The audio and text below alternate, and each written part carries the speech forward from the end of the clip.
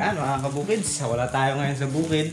Pero sa araw na to guys, ay gagawa tayo ng something na kailangan natin sa bukid.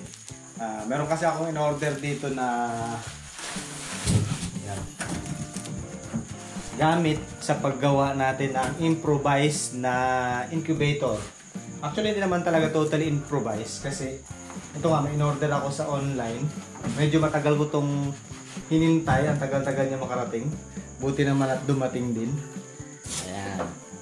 Meron tayo ditong in-order na ano to? Yung thermometer. Tapos meron siyang kasamang blower. Bali, kompleto na rin siyang ano, set na siya. Meron din siyang bumbilya sa loob. Tapos merong yan, yung fan niya para sa pagpapainit.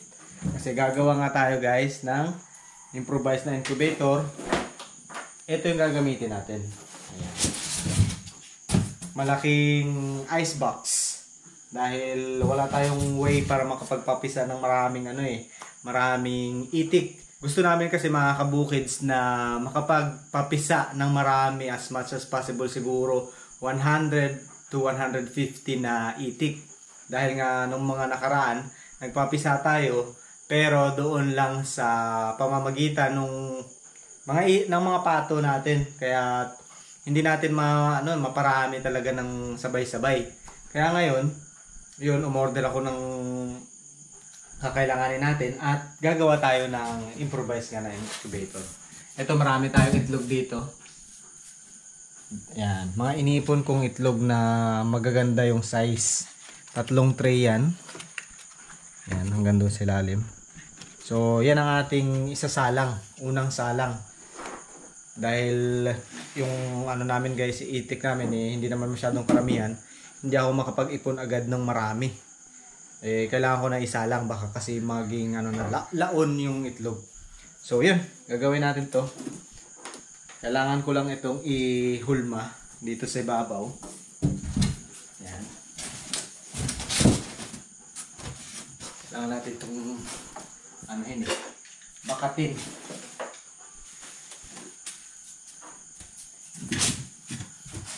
Actually nagawa ko na ito mga kabukids dati. Pero yung akin naman ginawa dati ay siya, bumbilya lang talaga. Yun talagang mas improvise. Improvise ko lang talaga yun. Bumbilya lang na isa. Ginawa ko rin, ganito rin siya. Tapos bumili lang ako nung maliit na thermostat. Yung nagsasabi sa atin ng siyempre kailangan natin i-maintain yung sa loob yung temperature, dahil yung itlog kailangan hindi masyadong mainit, hindi rin lalamig doon sa kailangan natin. 37 degrees Celsius yung ating kailangan. So nag-work yun dati sa akin. Kaya kung mapapansin ninyo yung mga unang-una kong video, ang dami kong sisiw, lalo na ng mga native na manok. Lahat po yun ay pinapisa ko gamit yung bumbilya. So, tried ko na rin to. Pero ngayon, mas mas maganda tong nabili ko na to. Kasi na siya, set. May blower pa. So, mamimaintain natin siguro yung magandang humidity sa loob. Ayan. Ano po ba mga kailangan ko? Sukat na siya, di ba? May mga nakikita rin kasi ako sa sa online na mas yung buo na siya, buong incubator na nga lang. Limited kasi yung itlog na mailalagay natin. Yung iba mga 50 eggs lang. Tapos may kamahalan na kasi nga may box. Ito naman, basta't kasya yung itlog, pwede kong ilagay. Basta't kakasya doon sa ginawa natin box. Advertisement nga nung online nung nabinihan ko, kahit mga sirang mga sirang ref, sirang washing, talagang malupit yung advertisement.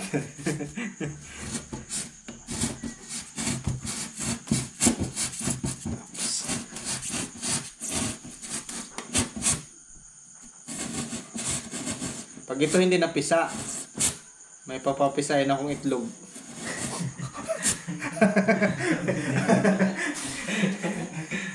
Itlog ng kasama ko. Dalawa yun. Medyo matagal-tagal. Laon na siguro yun. Nalaon na. Laon na yan.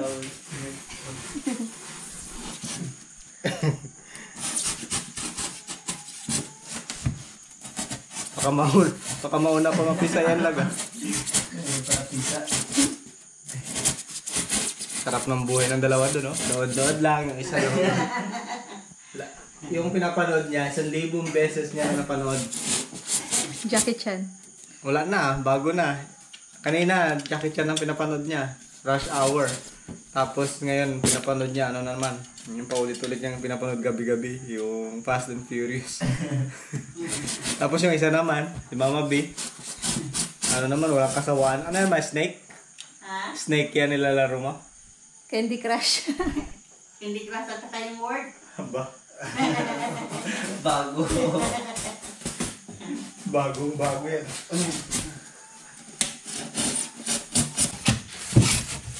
Yun. Parang hindi ko pa nailagay sa gitna, pero pwede na yun. Testing kung kakasya.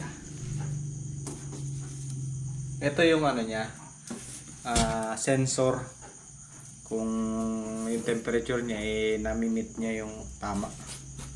Para makita natin dito sa kanyang anong tawag dito? Sa display.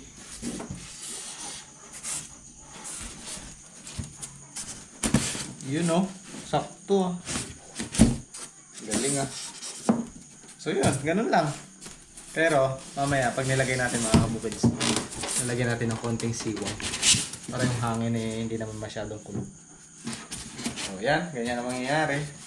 Tapos, try na nga natin kung aandar siya. Ups! Ang extension niya, ginagamit mo? Ano yung TV dyan nakalagay? Sige, dyan na lang. Lapit ko na lang.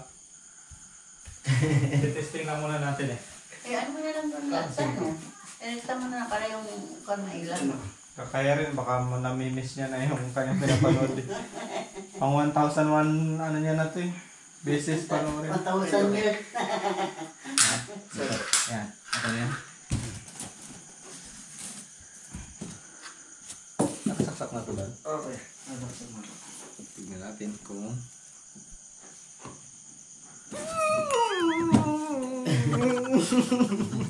Napakasarap pala dyan matulog. Oo, di ba? Di aircon. Tumatunog na siya. Ba't bumababa ang ano niya? Baka dahil wala pang itlog. Lag. Kasya ba dito sa gilid? Try na natin kung mag-init. Kasya rin, maliit lang yun. Dito lang sa gilid yun. Baka mag-overheat. Yung kanya hindi pa na hindi pa na ano to? Hindi pa na-incubate, may balahibo na. May balahibo na agad. Laon na nga.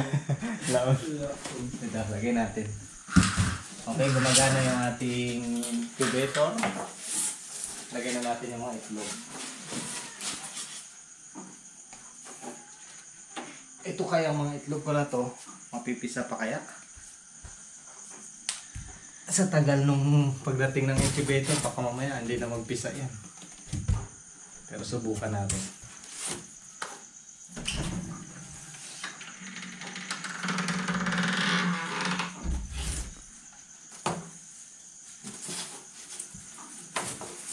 Maglalagay lang tayo mga kabukids ng tela sa ilalim.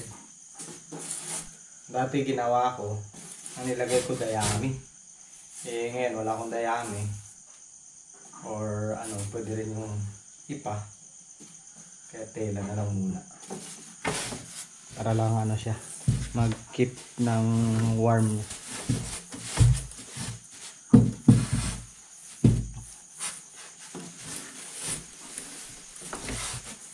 Ayan.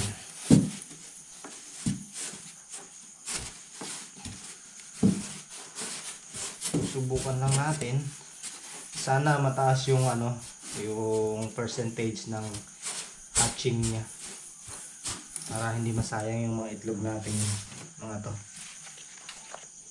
Ito yung unahin natin, yung mga ito yung una kong naipon eh. Ayan, ang gaganda. Pinili ko talaga yung mga malalaking klase. Para syempre, malaki yung itlog, malaki sisiw. Malaki yung balot.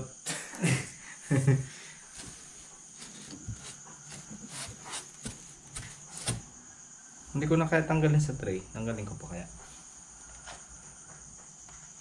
Lagyan natin. So, 28 days tayo maghihintay. Oo. Halos isang buwan din pala, ano? Pero i-check natin to ng mga ilang araw mula ngayon. Check natin kasi para malaman natin kung alin yung Magtutuloy. fertile. Oo. Kung alin yung fertile, kung alin yung hindi. Kasi hindi naman lahat ng itlog fertile. Kasi baka mamaya hindi siya na hindi siya na asawa. Hindi kumapit yung similya, ganyan. Or laon na. Kalaon na kasi.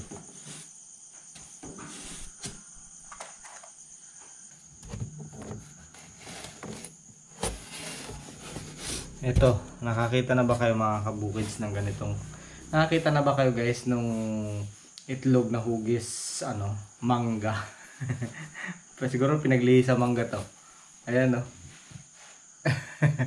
Medyo siya dito sa kabilang side. Ito naman curve. Ito ano ba siya? Yung flat, medyo flat. Kaya nagmukhang hugis mangga. Ayan oh, galing ah. Pero hindi na natin yan isasama dyan. Itlog pa lang may kapansanan na kagad eh. Babalo. baka mamaya yung sisiw niya rin eh. May kapansanan. Tabingi yung pakpak. Huwag na natin isasama yan.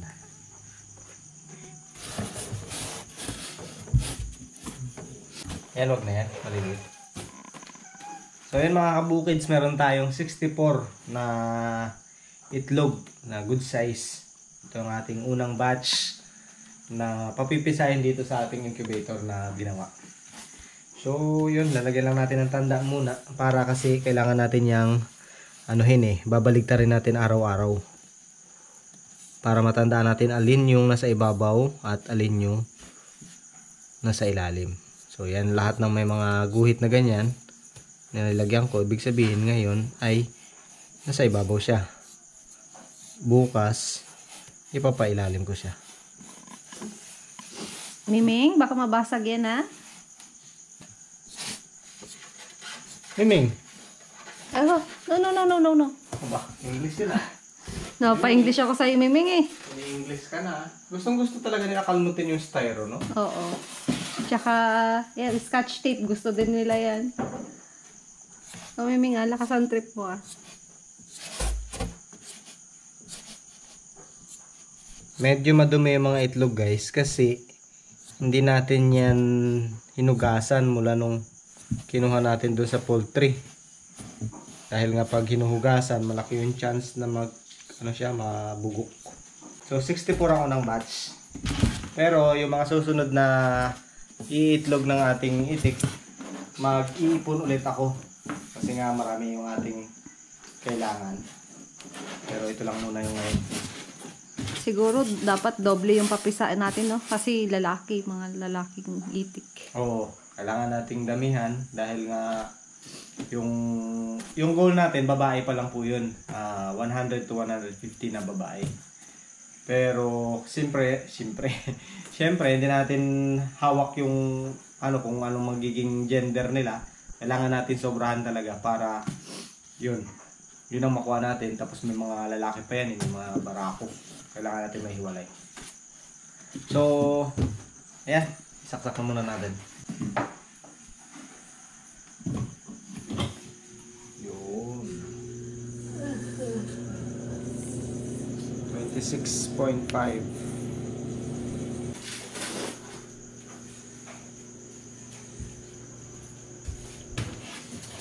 Yan. konting siwang para makita natin. Ayun, tumataas na oh.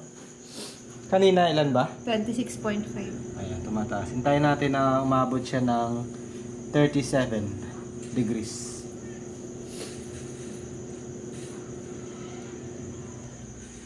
Alright. So yun, ang dami nating mga hindi na isama kasi nga maliliit. Ayan. Gagawin na natin tong ano agad. Bukas isasalang ko kaagad to doon sa itlog na maalat. Para hindi masira.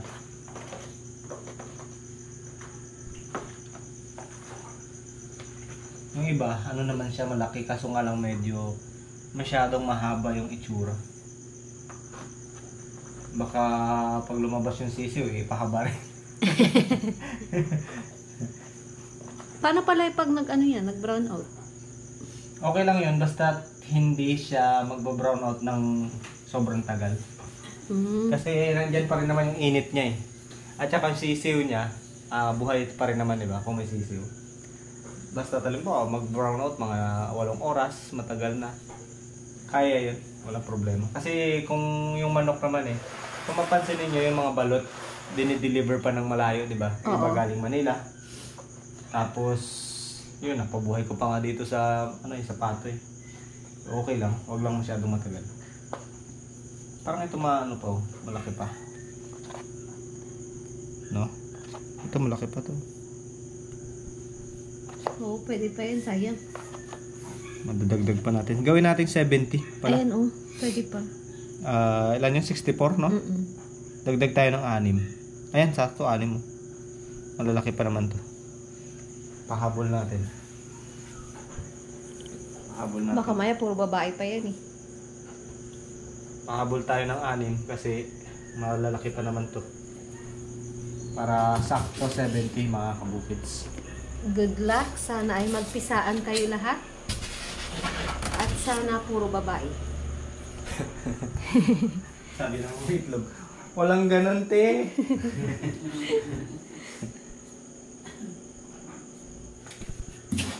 Nakaka-excite. Sana maraming mapisa. Bukas yun, ilagap-yak-yak. Bukas kita mapisa na. Tapos binabati na ni Ulag sa mangkok. Prito na pala. Almusal lang tayo, mayroon lang prito dito. Piyak. Galing, no? Sobrang kung gagana to, ang galing nung kanilang nagawa na invention. AG, Egg Incubator. Kung mapapapisa mo to ng maganda, thank you sa'yo. Magaling ka, AG. Pag hindi, testing to sa'yo to, ha? Medyo matagal lang ang delivery. Yun lang yung mo, comment. Yun lang ang comment ko. Matagal. Siguro dahil hindi naman sila nagde-deliver na. Tsaka kasi tayo dito, malayo. Malayo. Ay, alam ko na kasi nga nagbagyo-bagyo. Oo. Kaya delay. Kaya naman yun? Reasonable. Reasonable na rin siya. Yan tumaas na 2.7 na. 2.7. Ang galing. 2.7? 27? 27. Yung dating ginawa ko kasi mga kabukid, since 'di ba ilaw lang siya. Tapos nilalagyan ko ng tubig. Ay, lalagyan ko pala ng tubig yan para sa humidity. Lalagyan ng tubig sa baso. Tapos, ang ginagawa ko nun, kasi may mga ko na dati, may mga inahin akong native. Tapos araw-araw silang nangingitlog. Kinukuha ko kagad yung itlog. Tapos nilalagay ko dyan. Nilalagyan ko lang ng date. Hindi siya sabay-sabay yung pagpapapisa ko. Kaya siguro every 3 days meron ako nagpipisa ng 5, ganyan-ganyan. Hanggang sa ang bilis makaparami. Kesa yung papalimlim mo sa kanila, tapos aakayin nila yan. Matagal ulit bago mangitlogan like sa ganong style. Mabilis sila mag-recover and then mangingitlog ulit. So yun po yung pwede natin gawin sa mga kung may nanonood man po na gustong magparami ng native na manok, pwede nyo pong gawain yun. Mabilis po makaparami kapag ginamitan po natin ng incubator kaysa palimlimin natin. Pero mas maganda pa rin yung inahin ang naglilimlim. Minsan kasi nagkakaroon ng kapansanan. Minsan yung bituka nila nasa labas. Pag incubator? Oo, pag hindi, ano, siguro dahil hindi nagbabago-bago yung humidity. Yun, yun ang experience ko. Ang dami, di ba ma? Dati, yung minsan yung paa nila ganyan ng pingkaw. May mga kapansanan. Kapansanan. Oh, yun ang disadvantage. Malaki yung chance na magkaroon ng kapansanan. Kaya lang, yung itlog, huwag mo na kasama. Baka magkaroon ng kapansanan. Ikaw na lang maglimlim. Limliman mo na lang. Matagal mo na rin yung tinagaan limliman eh. Nasobrahan na nga yata eh. Kami lang dito guys ngayon. Wala dito si Bilog. Nandun sa bahay nila. Sa kubo. Bukas may pasok sila. Nandito na naman yung tuwing umaga. Update natin yan mamaya. Kaya pala mga kabukid, ang tagal namin naghihintay. Hindi tumataas yung temperature. Pundido pala to. Binuksan ko. Pundido pala yung bumbilya niya sa loob. AG. Down ka kagad ng 1 star. Lugi tayo dito, AG. Pabili pa ako pala ng ano, bumbilya dito. Pundido ang bumbilya niyo. Anyway, ito meron tayong bumbilya galing dun sa CR. So, yung CR namin ngayon walang bumbilya. Kapa-kapa na lang. Kapa-kapa na lang to. Testingan natin kung bumbilya lang talaga yung sira niya. Kailangan kasi natin guys yung ganitong klase o yung ano to, yung makalumang klase ng bumbilya, filament para uminit. Kasi yung mga LED hindi siya umiinit. Oh, yun oh. Kaso puti. Maganda sana dilaw. So yan, bibilihan na lang natin ng bagong bumbilya to. Mapapagastos pa ako, AG. Thank you ha. Kaya nagtataka ako, wala siyang ano, liwanag na dito. Yung pala, hindi gumagana At saka matagal uminit, no? Oo. Anyway, at least nakita natin kagad. May problema pala yung ating no. At least bumbilya lang. Sana wala na ng iba. So yan, nag-start ulit siya sa 26.9. Hintayin ulit natin kung tataas na mabilis ngayong meron ng bumbilya. Oh, ngayon oh, ang laki ng difference oh, ang ganda, ang liwanag. Merong ilaw dyan na nakikita. Ito may ilaw. Kaya pala kanina ang dilim. So yan, balikan natin mamaya mga kabukids kung ano na siya, tumaas. Para malaman natin kung effective yung bumbilyang nilagay ko. Okay. Siguro na ano to, na alog-alog sa biyahe. Tsaka parang may kalawang na siya. Luma na siguro siya. Saan? Ayun, oh, yun. Ito. Kita mo? Luma na, no? Eh, Jim, mukhang galing din to sa CR nyo. Ipapalit tuloy namin to sa CR namin. Wala kaming bumbilya.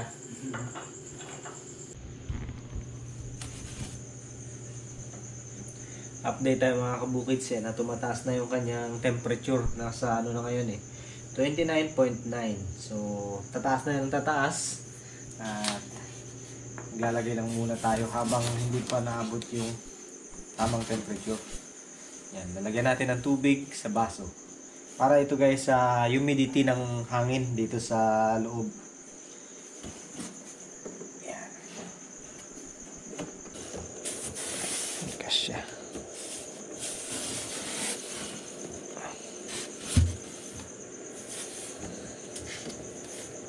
Okay. At sara na natin. Babalikan na lang natin to mga kabukids ng pagkalipas ng ilang araw. Sana magtuloy-tuloy yung development ng itlog. And sana marami tayong mapapisa. So, yun. Sana po meron po kayong natutunan sa video natin for today. Medyo nakapag-tutorial tayo ng konti. At magsusubok tayo nito first time sa ating vlog. Salamat guys, Bukids. Tulog na si Mama B. Diyan na natulog. Bantayan niya daw to. Parang takbo. Parang takbo kayo bantayan nyo. Baka magpisa agad. Kaya nagising. Nagising. Nakamidyas pa ako. Medyo siya plastic. Nilagyan ko ng ano eh. Ng tawas na makalipunga. Kaya lang puma pala. Ng tupik. Baka kasi. Bukids.